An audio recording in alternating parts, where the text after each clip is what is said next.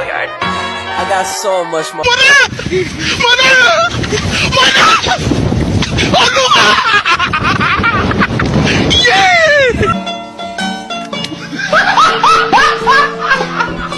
Are you ready, kids? Aye, aye, Captain! I can't hear you. Aye, aye, Captain! Oh! Fucking design on right now. Oke baik, sebelumnya Assalamualaikum warahmatullahi wabarakatuh. Perkenalkan, nama saya Muhammad Sudirman. Saya dari kelas 4F. Dan MPN saya 0204 2211 252. Jadi di sini saya akan menyelesaikan tugas yang diberikan oleh Bu Livi, dan saya akan menyampaikan sebuah materi yaitu tentang anggaran. Dan anggaran yang saya ambil dari yang ada di RPS. Nah, anggaran yang akan saya bahas di situ yaitu tentang anggaran fleksibel dan analisis overhead yang berada di buku Dasar-dasar Akuntansi Manajemen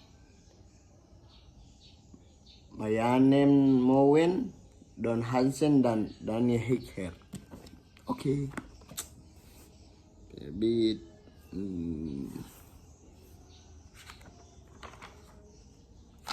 Penerbitnya itu Salemba 4. Dan ini yang buku saya gunakan yang akan membahas tentang anggaran.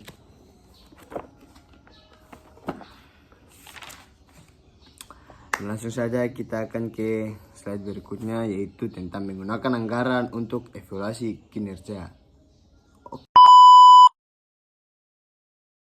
Nah, sekarang kita masuk ke materinya, yaitu menggunakan anggaran untuk evaluasi kinerja. Anggaran sangat bermanfaat dalam proses perencanaan dan pengendalian karena anggaran digunakan sebagai tolak ukur evaluasi kinerja. Menentukan bagaimana cara membandingkan jumlah yang dianggarkan dengan hasil aktual merupakan pertimbangan utama yang harus dilakukan. Anggaran statistis dan anggaran fleksibel. Perusahaan menyusun anggaran induk berdasarkan perkiraan terbaik perusahaan atas tingkat aktivitas penjualan dan produksi untuk tahun yang akan datang. Kami juga telah membahas beberapa permasalahan yang perilaku yang berkaitan dengan pelaporan kinerja, namun belum ada pembahasan yang lebih terperinci mengenai bagaimana penyiapan laporan kinerja anggaran. Sebuah laporan kinerja atau performance report membandingkan antara biaya aktual dan biaya yang dianggarkan. Terdapat dua cara untuk melakukan perbandingan tersebut. Yang pertama itu membandingkan antara biaya aktual dan biaya anggaran untuk meningkatkan aktivitas yang dianggarkan. Dan yang kedua, membandingkan antara biaya aktual dan tingkat aktivitas aktual. Cara pertama merupakan laporan berdasarkan anggaran statistis. Sedangkan cara kedua, laporan berdasarkan anggaran fleksibel. Oke baik, dan sekarang kita masuk di anggaran statistis dan laporan kinerja anggaran statis. Adalah anggaran yang disusun di awal periode berdasarkan tingkat aktivitas tertentu. Umumnya, anggaran induk disusun untuk tingkat aktivitas tertentu. Oleh karena itu, cara menyusun laporan kinerja adalah dengan membandingkan antara biaya aktual dan biaya yang dianggarkan dari anggaran induk.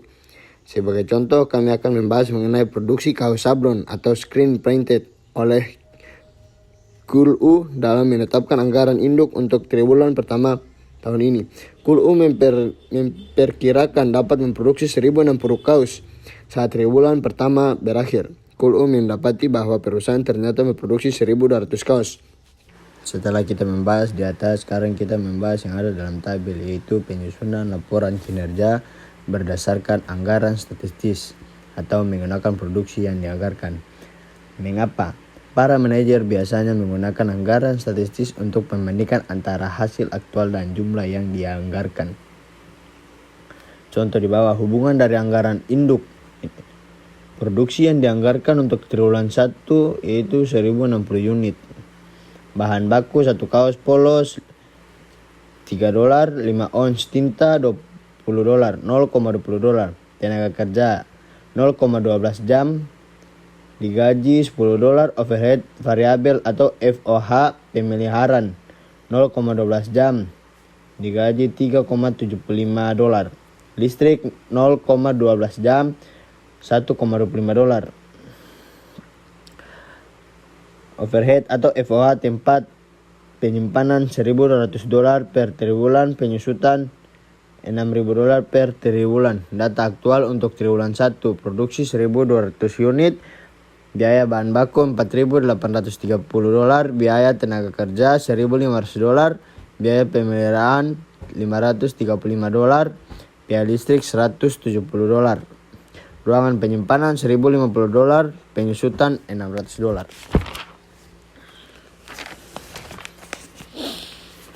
Yang diminta itu susunan laporan kinerja dengan menggunakan anggaran berdasarkan produksi yang diharapkan. Nah, jadi cara kerjanya itu unit yang diproduksi ada 3, yaitu aktual, anggaran, dan varian. Aktual dari unit yang diproduksi yaitu 1.200, anggarannya 1.060 dan varian 140. Biaya bahan baku langsung $4.830, anggarannya $4.240, varian $590. Biaya tenaga kerja langsung aktualnya 1.500, anggaran 1.272, varian 228. VOH pemeliharaan aktualnya 535, anggaran 477, varian 58. Listrik 170 sebagai aktual, anggaran 159, dan 11-nya itu harian. Tempat penyimpanan aktual 1.050, anggaran 1.200, dan varian 150. Penyusutannya 600, anggarannya 600, dan varian 0. Jadi total keseluruhan dari aktual, anggaran, dan varian dari unit di atas yaitu aktualnya hasilnya keseluruhan 8.685, anggaran hasilnya keseluruhan 7.948, dan varian hasilnya keseluruhan $737.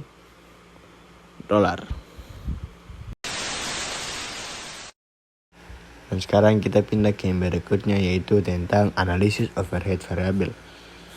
Total varian untuk bahan baku langsung dan tenaga kerja langsung dibagi menjadi varian harga dan efisien. Dalam sistem biaya standar, total varian overhead atau selisih antara overhead yang diterapkan dan overhead aktual juga dibagi menjadi beberapa komponen varian. Terdapat beberapa metode analisis varian overhead. Dalam bab ini akan dijelaskan mengenai metode 4 varian. Itu yang pertama, overhead. Overhead dibagi ke dalam kategori overhead tetap dan overhead variabel. Kemudian 2 varian digunakan untuk menghitung masing-masing kategori tersebut. Yang pertama itu overhead variabel, dibagi menjadi 2 lagi, yaitu varian pengeluaran overhead variabel atau variable overhead spending variance. Dan yang kedua varian efisiensi overhead variabel atau variable overhead efficiency variance. Dan yang kedua ada varian overhead tetap, dibagi menjadi 2, yaitu yang pertama varian pengeluaran overhead tetap dan yang kedua varian volume overhead tetap. Sekarang total varian overhead variable. Total varian overhead variable adalah selisih antara overhead variable aktual dan overhead variable yang diterapkan. Overhead variable atau FOH diterapkan dengan menggunakan jam yang diperlukan dalam sistem biaya standar. Sekarang kita beralih ke yang berikutnya, yaitu perbandingan varian pengeluaran overhead variabel dengan varian harga bahan baku dan tenaga kerja. Meski varian pengeluaran overhead variabel mirip dengan varian harga baku dan tenaga kerja, tetapi terdapat beberapa perbedaan konseptual. Overhead variabel bukan merupakan input tunggal, tetapi dibentuk dari jumlah komponen seperti bahan baku tidak langsung, tenaga kerja tidak langsung, listrik, pemeliharaan, dan kerja langsung, dan sebagainya. Tarif overhead variabel standar mewakili biaya tertimbang per jam tenaga kerja langsung yang seharusnya dikeluarkan untuk semua komponen overhead variabel. Selisih antara jumlah yang seharusnya dikeluarkan per jam dan jumlah yang secara aktual dikeluarkan per jam termasuk jenis varian harga. Salah satu penyebab varian pengeluaran overhead variabel mengalami kenaikan adalah harga untuk setiap komponen overhead variabel mengalami peningkatan atau penurunan. Asumsikan bahwa perubahan harga dari komponen overhead adalah satu-satunya penyebab varian pengeluaran. Jika varian pengeluaran tidak menguntungkan, penurunan harga yang mendominasi.